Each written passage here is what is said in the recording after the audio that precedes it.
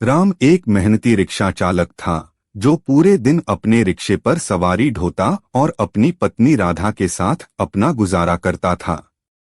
राधा घरेलू सहायिका के रूप में कई घरों में काम करती थी। उनका एक ही सपना था कि उनका बेटा हरि एक दिन बड़ा आदमी बने और उनका नाम रोशन करे। हरि एक होशियार और मेहनती लड़का था। वह पढ़ाई में बहुत अच्छा था और अपनी कक्षा में हमेशा अव्वल आता था। उसकी मेहनत और लगन देखकर स्कूल के अध्यापक और गांव वाले उसकी पढ़ाई में मदद करने लगे। उसे स्कूल से छात्रवृत्ति मिलनी शुरू हो गई और गांव वालों ने भी उसकी शिक्षा के लिए पैसे इकट्ठे करना शुरू किया।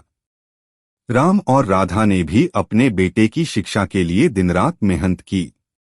उन्होंने अपनी सारी जमीन बेच दी और राधा ने अपने गहने भी बेच दिए ताकि हरि की पढ़ाई में कोई कमी न आए।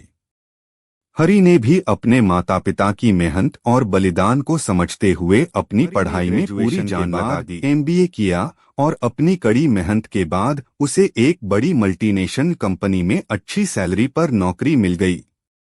1 साल की ट्रेनिंग के बाद कंपनी ने उसे अमेरिका भेज दिया। जाने से पहले उसने अपने माता पिता से कहा, अब आप दोनों को काम करने की कोई जरूरत नहीं है, मैं आपकी सारी जिम्मेदारी उठाऊंगा।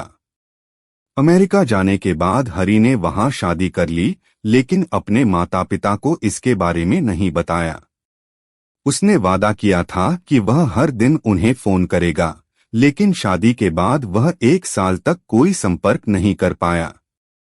राधा बेटे की चिंता में बीमार रहने लगी।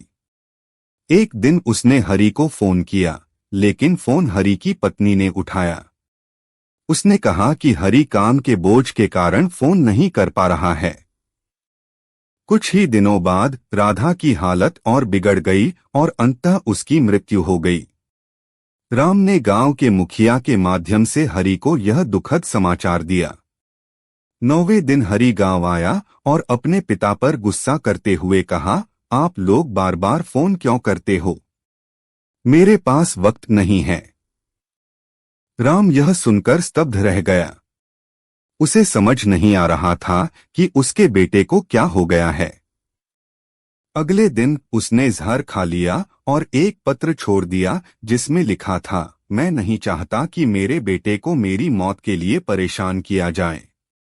वह हमारे अंतिम संस्कार एक ही बात, एक संदेश आया कि वह एक बेटे का पिता बन गया है।